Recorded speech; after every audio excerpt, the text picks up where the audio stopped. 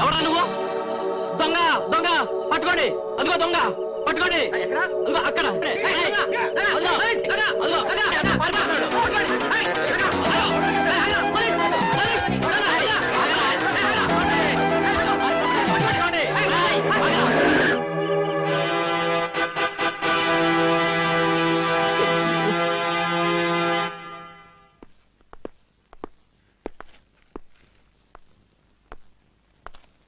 నా ప్రశ్నకు మీరు సమాధానం చెప్పలేదు. అతను చెప్తున్నది నిజమేనా? అవును సార్, నేను ఆయన భార్యాభర్తలమే.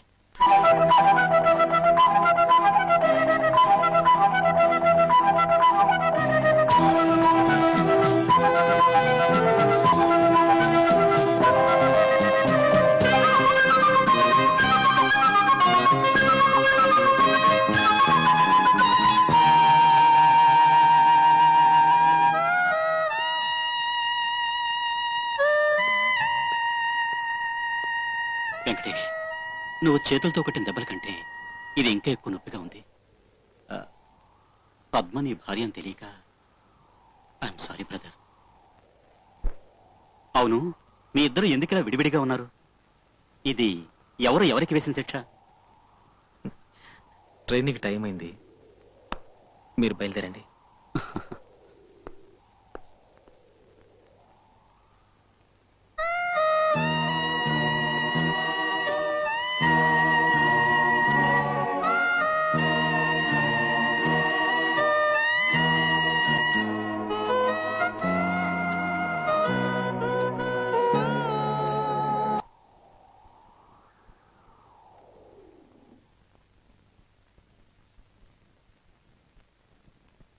వెంకటేశ్వరు లేరా సన్నాసి, లే. ఏడొక సన్నాసి, ఉద్యోగం లేదు సద్యోగం లేదు, రాత్రి అంతా సినిమాల చుట్టూ బలాదు తిరగడం, పగలంతా నిద్రపోవడం. సన్నాసని సన్నాసి. అబ్బబ్బా ఊరుకోండి, ఉన్నది ఒక కొడుకు, వాడు నిద్రపోయేటప్పుడైనా తిట్టకుండా ఊరుకుంటారా? ఏడ్చాడులే, అసలు నేను తలుసుకోకపోతే వాడు పుట్టుండేవాడే కాదు. మళ్ళీ ఎందుకు తలుచుకోలేదు? అబ్బా అబ్బా, ముఖంలా నవ్వు చూడు. ఏ సినిమా హీరోయిన్ తో కాపురం చేస్తున్నాడో. దానివల్ల మీకేం పోయింది? కల్లో శ్రీదేవినైనా పెళ్లి చేసుకుంటాడు. ఏంటి కన్న తండ్రి నాకు చెప్పకుండానే? 10 లక్షల మంది నిరుద్యోగులకు ప్రభుత్వ ఉద్యోగాలు వెంటనే ఇవ్వమని పోరాటం.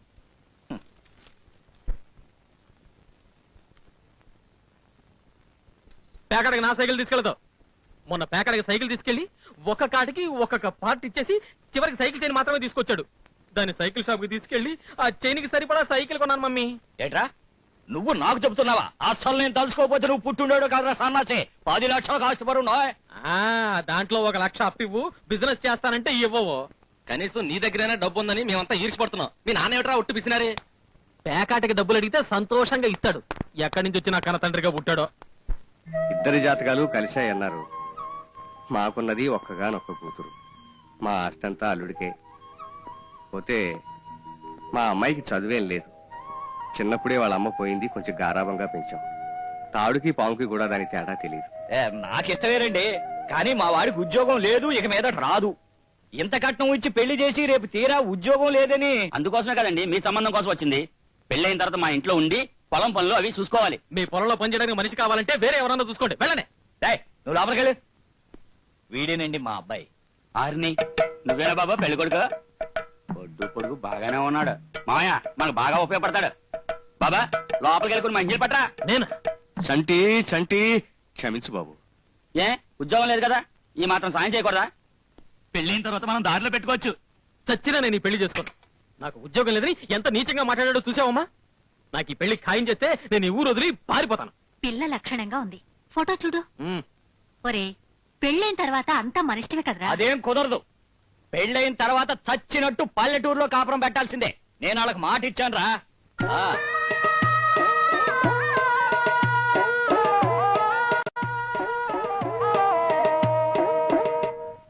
బాబు ఇంకా వారం రోజులే ఉంది నీ పెళ్లికి, బట్టలేం కొనుక్కోవా? పల్లెటూరులో ఉన్నాయి కదా, గోచి టవలు చాలు. అబ్బా ఇన్నాటగా తెలుసుకున్నాడే నీ ముద్దలు కొడుకు. బలవంతంగా పెళ్లి చేసిన తండ్రికి 100 కొరడా దెబ్బలు. జపాన్ లో వారం రోజులు అయిపోతే ఇండియా కూడా వస్తే బాగుంటుంది.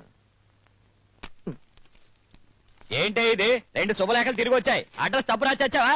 లేదే. చూడు.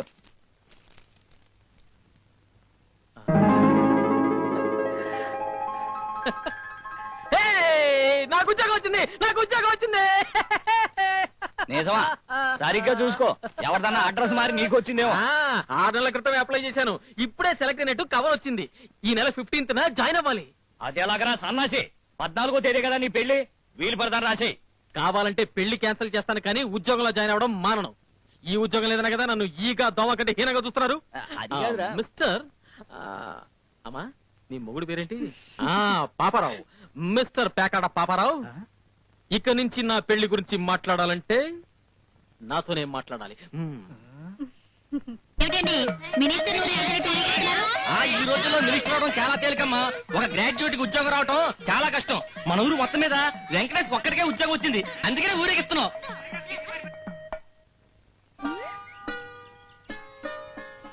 ఈ సుబ్రహ్మణ్యం ఎక్కడ తెచ్చాడు? పొద్దుటి నుంచి కనబడలేదే. ఇలా పిల్లలతో ఆడుకుంటూ కూర్చుంటే వచ్చే మొగుడు పల్లెటూరు గబ్బిలాయని వెనక్కి వెళ్తే వెళ్ళిపోతాడు. వెళ్ళని, హాయిగా వీళ్ళతో ఆడుకుంటూ ఇక్కడే కూర్చుంటాను. ఇలా కూర్చో. నీ పెళ్ళైన తర్వాత నువ్వు నీ మొగుడుతో ఎలా ఉండాలో నేను నేర్పిస్తాను. ఇదేం పుస్తకమే? శోభనం గదిలో ఏం చేయాలో అంతా ఇందులో ఉంది. ఛీ, ఏమిటి బట్టలు లేకుండా? ఇలా చేస్తేనే పిల్లలు పుడతారు. నిజమా? ఉండు, నాన్న అడుగుతాను. ఏయ్ సిగ్గులేదు? ఆ, ముక్కు మొహం తెలియని వాడి ముందు బట్టలు ఇప్పడానికి సిగ్గులేదు కానీ మా నాన్నని అడిగితే సిగ్గా? అయ్యో నానా, ఏ విషయం మాట్లాడాలి బాబు? అర్జెంట్ గా రమ్మన్నావట. చూడండి, నేను ఇప్పుడు పెద్ద కంపెనీలో పెద్ద ఉద్యోగంలో చేరబోతున్నాను. ఇదంతా మన పద్మావతి అదృష్టమే మావయ్య.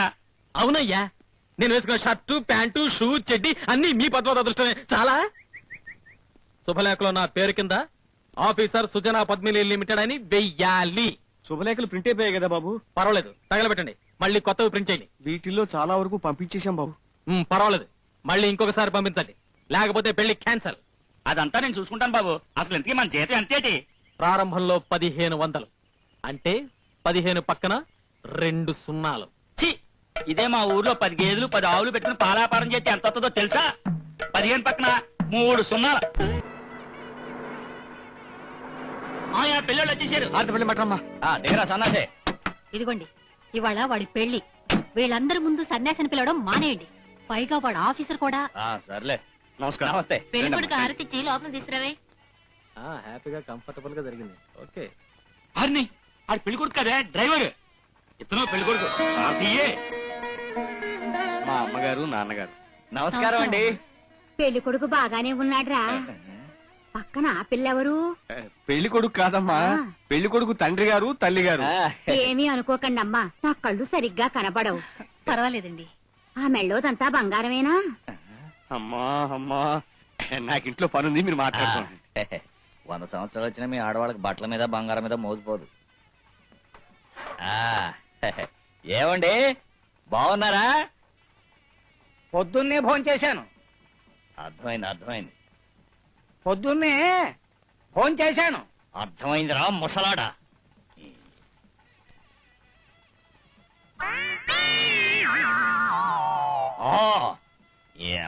చూసేవాళ్ళు నాకు చెవుడు అనుకుంటారు. ఇంతకి ప్యాకాట ఎక్కడ ఏర్పాటు చేశారు? పక్కింట్లోనే ఏర్పాటు చేశాం. మీ ఊళ్ళో ఓకెంత? మీకు ప్యాకాట వచ్చా? వచ్చా? ఈ ఆస్తి అంతా ఎలా సంపాదించాననుకున్నారు? అమ్మో, అయితే ఈ ఊళ్ళోనే ప్యాకాడకూడదు. పెళ్లి కొడుకు ఎలా ఉన్నాడో చూసారా? కోతిలో ఉన్నాడు, పక్కన వానర్స్ అని కూడా ఉంది. ఊరుకోరా అక్క, బాగానే ఉన్నాడు. ఏమండి, మా వాడి గురించి ఏమనుకుంటున్నారు మీరు? ఊరేగింపు లేదు, బ్యాండ్ మేళం లేదు, ఆఖరికి మ్యూజికల్ పార్టీ కూడా లేదు. ఏంటండి మరి పల్లెటూరు మాట్లాడినట్టు మాట్లాడుతున్నారు? మేము పట్టణాల్లో చూసాం, బ్యాండ్ మేళం గీని మేళం అంతా టేప్ రికార్డ్ మీద నడిచిపోతుంది. ఇప్పుడు సాయంత్రం శోభనం కూడా టేప్ రికార్డ్ మీద నడిపిస్తారా? ఏంటి పశువులు కాపురం పెట్టినట్టు పెళ్లి రోజే శోభనమా? మా సాంప్రదాయ ప్రకారం 5 రోజుల తర్వాతే శోభనం. మా వాడు పని బాట లేకుండా ఈ ఊర్లో 5 రోజులు కూర్చుంటాను అనుకుంటున్నారా? ముందే చెప్తున్నాను, మధ్యాహ్నం పెళ్లి, సాయంకాలం శోభనం. కుదరదు. సరే, మధ్యాహ్నం శోభనం, సాయంకాలం పెళ్లి. ఏంటంటే వాట్ యూ థింక్? మా వాడు ఇప్పుడు ఆఫీసర్, రేపు పొద్దున డ్యూటీలో జాయిన్ అవ్వాలి, మళ్ళీ ఎప్పుడో వస్తాడు. సరే వచ్చినప్పుడే పెట్టుకుంటాం. అదేంట్రా అలా అంటున్నాడు? కొంచెం పోసు కొట్టమంటే మరీ రెచ్చిపోతున్నారు. అసలే నాటు మనిషి. శోభనంతో పాటు పెళ్లి కూడా క్యాన్సిల్ చేస్తాడు.